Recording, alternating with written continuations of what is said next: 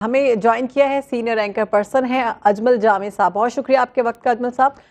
Justice Yahya Afridi उनको as a chief justice of Pakistan तकर्रुरी मिल चुकी है। कैसा देखते हैं आप इस चेंज को, और आप क्या समझते हैं कि पाकिस्तान के इंसाफ को, पाकिस्तान की आवाम को और पाकिस्तान के दीगर जो निज़ाम हैं उनमें बेहतर फ़र्क आएगा? यकीनन उनकी तकर्रुरी अदली और पूरी कौम के लिए फ़ायदा होगी। जी बिल्कुल, कॉम्पिटेंट जज हैं बिलाशुबा, और उनकी एक लेगेसी है HSM से लेके कैम्ब्रिज तक और फिर पेशावर हाई कोर्ट से लेके यहाँ सुप्रीम कोर्ट तक, और उनकी अपनी फैमिली हिस्ट्री भी बड़ी तगड़ी है, बड़ा अच्छी रिप्यूट के हामिल हैं, बहुत कॉम्पिटेंट उनकी एक लेगेसी है, उसमें तो कोई शक नहीं।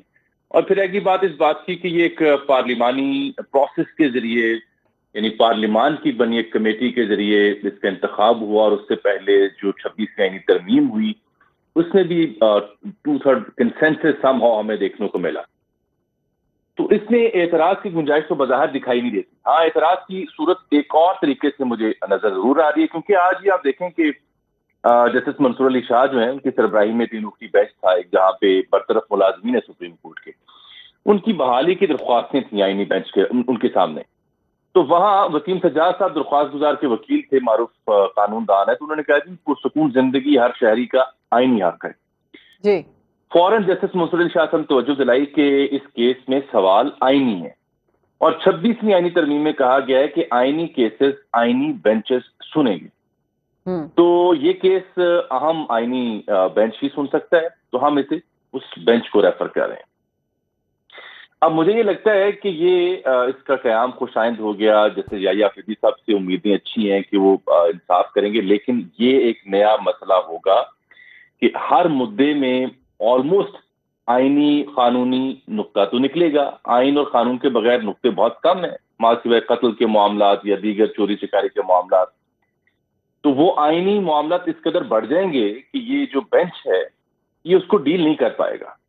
और हत्ता कि आप देखें किसी शहर में दफा 144 का निफाज हुआ हो, तो उसको भी कोई शहरी चैलेंज करेगा तो वो भी एक आईनी कानूनी मसला बन जाएगा। तो इसलिए अब वो मौका आएगा जहां बिलावल भुट्टो मुझे दोबारा इन एक्शन दिखाई दे रहे हैं, जब वो कहेंगे कि हम ना कहते थे कि आईनी अदालत ही हल है, बेंच हल नहीं है, ये तो हमने इत्तेहादियों की वजह से या मौलाना की वजह से बेंच बनाया। तो ये अभी इसमें, जैसे राणा साहब भी कुछ देर पहले फरमा रहे थे, a lot more yet to happen. ये एक इब्तदाई फॉर्म है उस नए निज़ाम की, जिसमें आईनी अदालत अलहदा से होगी, और मैं उसे फोर्सी कर रहा हूँ। अगर आप इस जानिब चल पड़े जो कि ठीक है, तो आईनी अदालत के बगैर काम नहीं चलेगा। ये आईनी बेंच जो है ये 6 या 7 रुकनी या 5 रुकनी बेंच क्या कर लेगा, कितने केसेस को देख लेगा। इब्तदाई तौर पर हमें दलील दी गई कि आईनी और कानूनी मामला तो है ही बहुत कम, 100, 150, 200 जावेद साहब, ये जो आप बात कर रहे हैं, राना मुबशिर साहब ने जो इशारा दिया था कि 26वीं जो आईनी तरमीम हुई है इसमें अभी कुछ मजीद चीजें ऐड होंगी, कुछ निकलेंगी, वो इसी की जानिब इशारा है उनका? मेरा ख्याल इसी जानिब इशारा है। मैं तो बल्कि इससे ज्यादा सीधी बात कर रहा हूँ कि इसके अलावा हमें 27वीं आईनी तरमीम की जरूरत होगी, जिसके जरिए ये आईनी अदालत की जानिब बढ़ना जरूरी हो जाएगा। और ये मैं तो आपसे अर्ज कर रहा हूँ, पेशन को ही कर रहा हूँ कि बिलावल भुट्टो जरदारी को आप बहुत जल्द इस मुद्दे पर बात करते हुए और लीड करते हुए देखेंगे, जहां वो इसको क्लेम करेंगे कि हम ना कहते थे कि 27वीं, हम ना कहते थे कि आईनी अदालत ही हल है, आईनी बेंच हल नहीं है। पर मैं ये अर्ज कर रहा हूँ अपने तजज़िये में, नाकिस राय में, कि this is a way forward, a step forward, जिसके जरिए आपने मौलाना को राम करने के चक्कर में आईनी अदालत की बजाय आईनी बेंच की जानिब आप गए, और आपने टॉप 3 में से एक चीफ जस्टिस को मुंतखब किया, और बड़ा बैलेंस भी किया, बिल्कुल कॉम्पिटेंट है, और उसमें कंसेंसस है, 2/3 का कंसेंसस है। तो मेरा ख्याल है कि उनको जो अगर मगर और चूंकि चुनाचे की कहानियां थी कि शायद वो ओहदा कबूल ना करें, सीनियर मोस्ट शायद कोएजिटेशन करें, ऐसा कुछ नहीं हुआ। जस्टिस मंसूर हमें और जस्टिस मुनीब हमें अपने जो बेंचेस थे, बेंच नंबर 1 और बेंच नंबर 2, वहां पे अपने अपने मुकदमात को डील करते हुए दिखाई दिए हैं।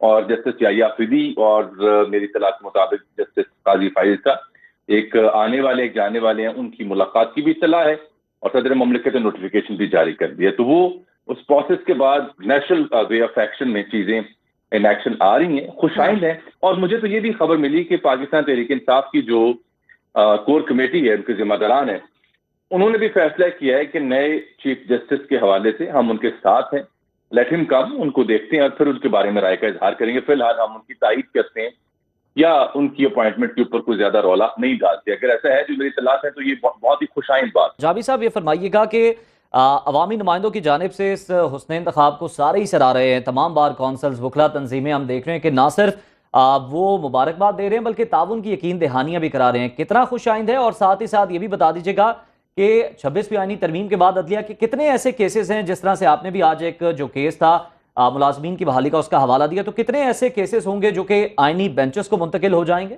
یعنی آج ملازمین کی بحالی کا کیس تھا. کچھ ملازمین جن کو سسپینڈ کیا گیا، نوکری سے برخاست کیا گیا، ان کی بحالی کا کیس تھا، اور وسیم سجاد صاحب معروف قانون دان ہیں، اسے ٹیک اپ کر رہے تھے. اور یہ جسٹس منیب صاحب کے بینچ کے سامنے یہ کیس تھا. جی تو وہاں جب وکیل وسیم سجاد صاحب نے یہ کہا کہ یہ دیکھیے یہ ان کی آئینی اور قانونی ان کی ضرورت ہے کہ ان کو بحال کیا جائے، ان کا بنیادی حق ہے، آئین میں لکھا ہے ان کا بنیادی حق. تو جسٹس منصور علی شاہ صاحب نے فرمایا کہ یہ تو آئین کا معاملہ لگ رہا ہے، تو یہ تو آئینی بینچ کی جانب جائے گا 26ویں آئینی ترمیم کے بعد. آج کے ریمارکس اور اس سے پہلے بھی ابھی یہ ترامیم پاس ہوئی تھیں، ان ایکشن نہیں آئی تھی، تب بھی ایک بینچ میں ریمارکس کچھ ایسے ہی آئے تھے، وہ بھی ایک بظاہر غیر آئینی معاملہ دکھائی دے رہا تھا. تو ان ریمارکس کو دیکھ کے یہ بحیثیت صحافی میری ناقص رائے ہے کہ یہ bench it will not be sufficient enough. At the end of the day آپ کو ایک 27ویں ترمیم کی جانب جانا پڑے گا، اور وجہ یہ ہوگی جو بلاول کا مین کاز تھا، آئینی عدالت کا قیام. نون لیگ بھی اس میں آن بورڈ آبویسلی. تو آئینی بینچ سے اتنے زیادہ کیسز ڈیل نہیں ہوں گے. آپ کو آئینی عدالت کا قیام علیحدہ سے عمل میں لانا مجبوری آپ کی بن جائے گی. اس کے لیے پولیٹیکل کنسنسس کرتے ہوئے بلاول مجھے دوبارہ دکھائی دیں گے. یہ جو بازگشت سنائی دے رہی ہے کہ سپریم کورٹ کے جو معزز ججز صاحبان ہیں ان کی تعداد میں بھی اضافہ کیا جائے گا، اس سے یہ مسئلہ حل ہو سکتا ہے؟ تعداد میں اضافہ کر کے مسئلہ حل ہو سکتا ہے فار ٹائم بینگ، بٹ دیکھیے with in the same supreme court آپ ایڈمنسٹریٹو پرابلمس کا شکار ہوں گے. ابھی تو دیکھیے آپ کو LLB کا سلیبس بھی تبدیل کرنا پڑے گا جو ہماری قانون کی ڈگری ہے. ابھی تو آپ کو اپنی جو پریکٹس ہے قانون دانوں کی، اس کے طریقہ کار میں بھی تبدیلی لانی پڑے گی. تو خوش آئند بات ہے کہ آئینی بینچ بنا ہے، خوش آئند بات ہے کہ 26ویں آئینی ترمیم پاس ہوئی ہے، اچھی بات ہے کہ نئے چیف جسٹس آگے ہیں اور کنسنسس کے ساتھ آئے ہیں. بلکہ کل تو خواجہ آصف صاحب کو میں کہیں سن رہا تھا، وہ کہتے تھے کہ یونینیمسلی وہ آئے ہیں، حالانکہ کامران مرزا صاحب شاید اس کے حق میں نہیں تھے. باقی 2/3 اکثریت کے ساتھ ان کی نامینیشن عمل میں آئی ہے. اصل بات یہ ہے کہ جو اس تعیناتی کے ہنگام ہم دیکھ رہے تھے، جن خدشات کو سن رہے تھے کہ شاید انکار ہو جائے، شاید استعفے آ جائیں، شاید کوئی موومنٹ شروع ہو جائے، تو ایسی کوئی صورت ہمیں دکھائی نہیں دی. کیونکہ آبویسلی پارلیمان کی ایک آئینی اور قانونی حیثیت ہے، اس کے تحت یہ معاملات ہمیں دیکھنے کو ملے ہیں.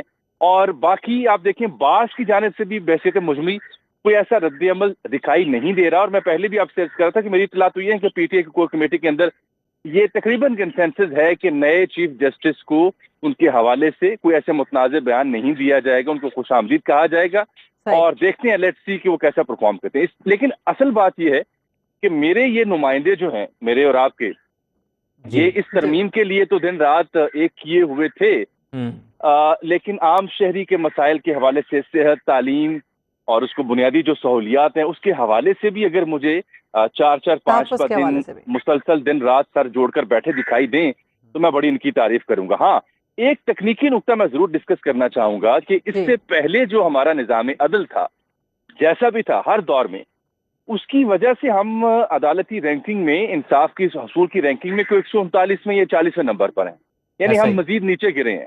تو اب ہمیں یہ امید وابستہ کرنی چاہیے کہ اس بہتری سے جو نیا نظام، قدرے نیا نظام آیا ہے، اس کو دیکھ لیں کہ شاید اس سے کچھ بہتری کی گنجائش پیدا ہو.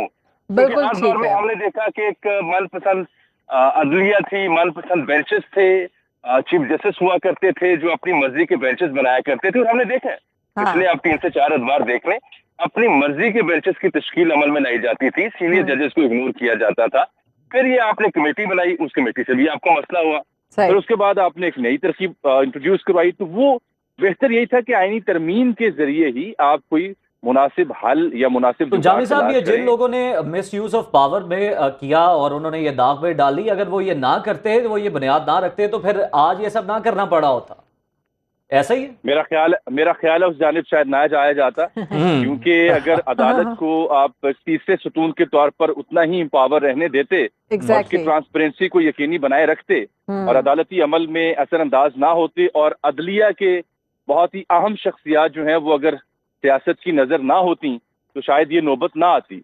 लेकिन ऐसी नौबतें आती ही तब हैं जब सिस्टम के फ्लॉज खुलकर सामने आते हैं। आप क्या समझते हैं 26वीं आईनी तरमीम, बड़ी मेहनत की गई, बहुत सी मीटिंग्स हुई, खैर उसके बाद कामयाबी मिल गई, 26वीं आईनी तरमीम जो है वो कर ली गई, आप क्या समझते हैं हुकूमत इम्प्लीमेंटेशन करवा सकेगी? कितना बड़ा चैलेंज है मुकम्मल तौर पर इस सब को इम्प्लीमेंट करना?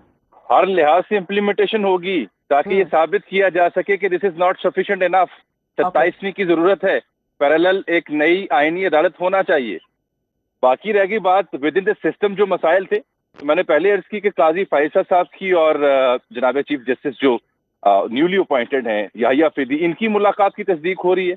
इसके अलावा मुझे तो खबर ये भी मिली है कि याहिया अफरीदी साहब फिर जस्टिस मंसूर अली शाह के चैम्बर में भी गए, उनसे भी मिले हैं जी। तो जो खदशात थे कुछ लोगों को, ये तवक्कुआत थी कि शायद कोई जुडिशरी में बड़ा कोई हेरफेर होने लगा और बड़ी कोई इनकलाब आने लगा, उसका तासुर तो मुझे दुरुस्त मालूम नहीं होता।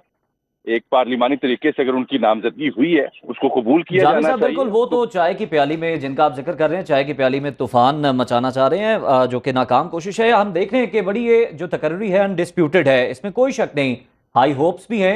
आप क्या समझते हैं बड़े चैलेंजेस क्या दरपेश होंगे रहे चीफ जस्टिस को? बड़े चैलेंजेस, सबसे बड़ा चैलेंज है सियासी जमातों का एतमाद, कि आपके फैसलों से, आपकी बेंच फॉर्मेशन से ये तासुर ना जाए कि आप किसी एक सियासी जमात के हक में जा रहे हैं या उसको सपोर्ट कर रहे हैं या उसको बेनिफिट दे रहे हैं। हमने माजी में देखा है, बिलखुसूस गुज़श्ता 10 से 12 सालों के दौरान, कि सर्टन बेंचेस का, सर्टन चीफ जस्टिस साहिबान का एक सर्टन टिल्ट हुआ करता था, जो कि ना सिर्फ रिमार्क्स में दिखाई देता था बल्कि बेंचेस की फॉर्मेशन में दिखाई देता था।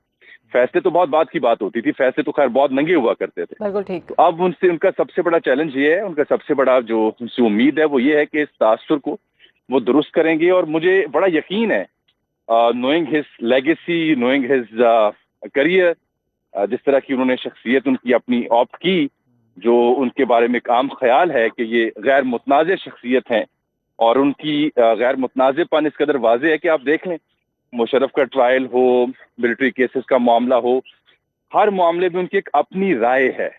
नजर आता है कि वो किसी तासुब या किसी तासुर से बाला तल दिखाई देते हैं, जो कि उनके फैसलों से और उनके नोट से हमें वाज़ेह होता है। तो मुझे इसी बुनियाद पे उम्मीद है कि जनाब जस्टिस याहिया अफरीदी इस तासुर को खत्म करने में कामयाब होंगे। बिल्कुल, वो ये तासुर जो है अपने उनके जो फैसले हैं वो बोलेंगे और ये तासुर जो है वो उसको ज़ायल करेंगे। बहुत शुक्रिया, अजमल जामी साहब हमारे साथ मौजूद थे।